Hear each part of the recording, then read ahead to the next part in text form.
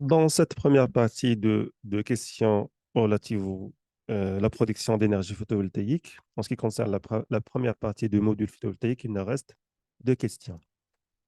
La question sur l'influence de la température sur la tension d'un panneau solaire photovoltaïque et la dernière question sur les composants de énergie solaire. On commence par la première question, ce qui concerne l'effet de la température.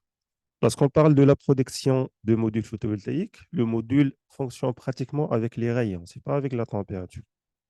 L'augmentation de la température va influencer négativement la productivité de modules photovoltaïques.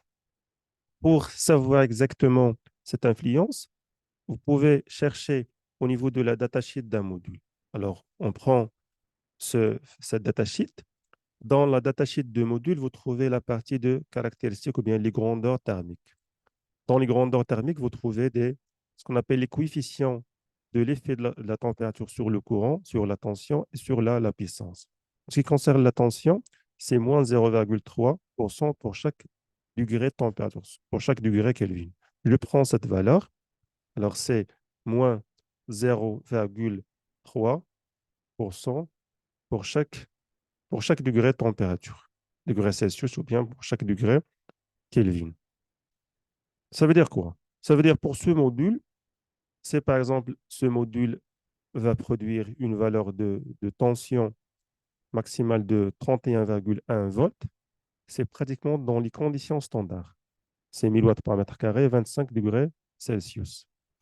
Pour chaque augmentation avec 1 degré Celsius par rapport à 25, le module va perdre moins 0,3%. Ça veut dire quoi?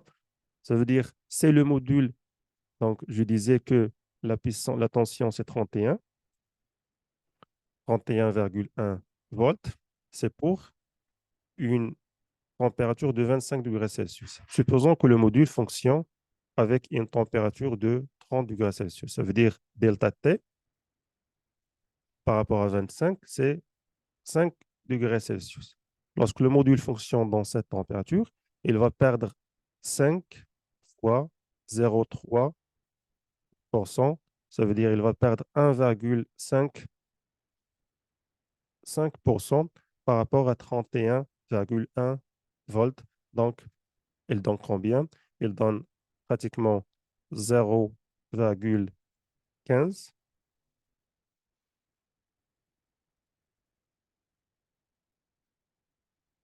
ou bien 0,015 fois 31,1 volts. Donc, je vais faire le calcul.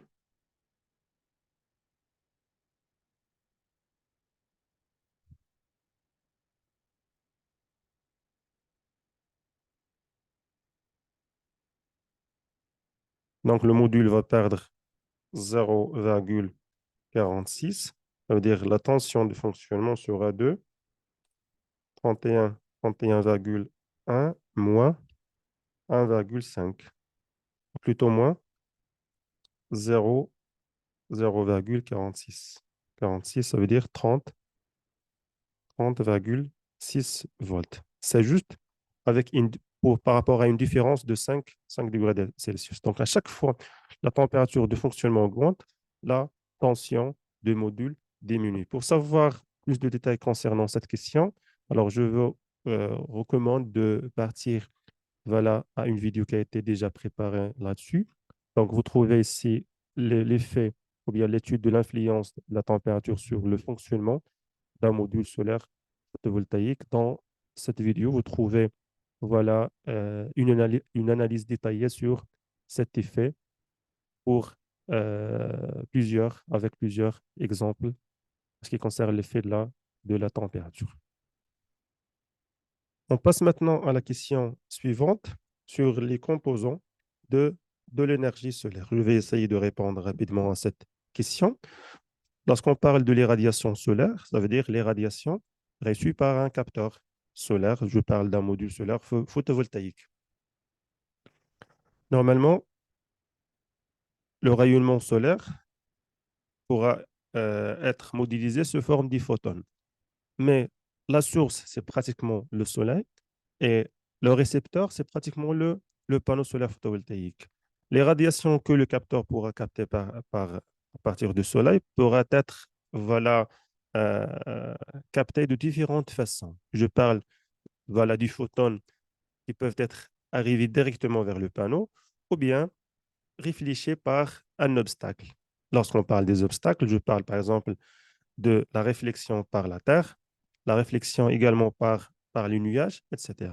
Donc, en ce qui concerne les les composants de l'irradiation solaire, c'est pratiquement ce qu'on appelle le rayonnement direct.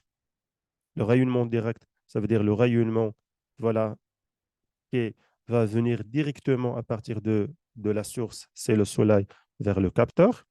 Nous avons ce qu'on appelle les radiations ou bien le rayonnement diffus. Ça veut dire c'est un type de rayonnement réfléchi par les nuages. Et nous avons le rayonnement réfléchi. Ça veut dire c'est un type de rayonnement réfléchi par la mer, etc. Nous avons également ce qu'on appelle l'albédo.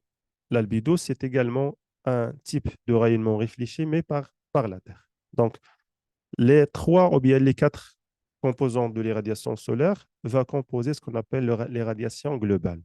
Les radiations globales, c'est les radiations qu'on pourra utiliser pour modéliser le rayonnement solaire au niveau de modules solaires photovoltaïques et pourra être utilisé pour calculer les radiations ou bien l'énergie produite par le module.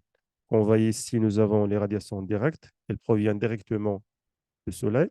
Les radiations diffuses correspondent au rayonnement reçu de la voûte céleste, hors rayonnement direct.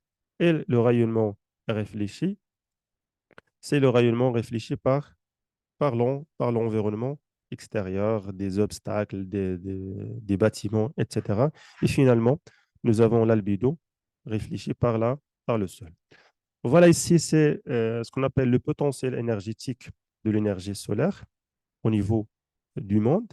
C'est à partir voilà, de cette référence. On voit ici, nous avons l'index la quantité de rayonnement reçu par chaque mètre carré, c'est en kilowattheure.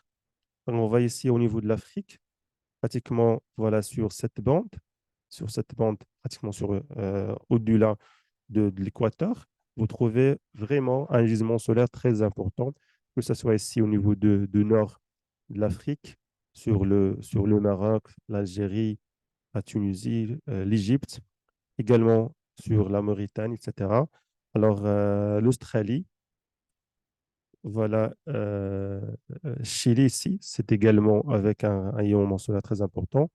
Alors, les États-Unis également, le sud des États-Unis. Donc, c'est pratiquement des gisements solaires très importants qu'on va ici.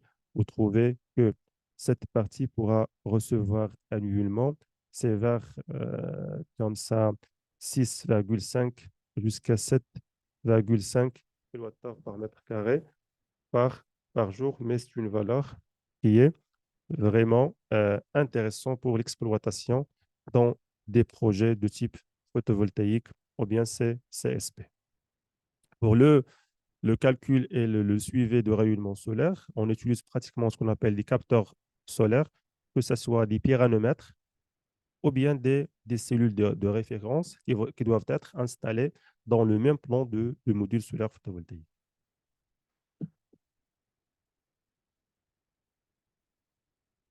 Donc, voilà, nous avons terminé les questions relatives au module photovoltaïque. Donc, nous avons préparé un ensemble de vidéos pour répondre à un ensemble de questions sur le module photovoltaïque.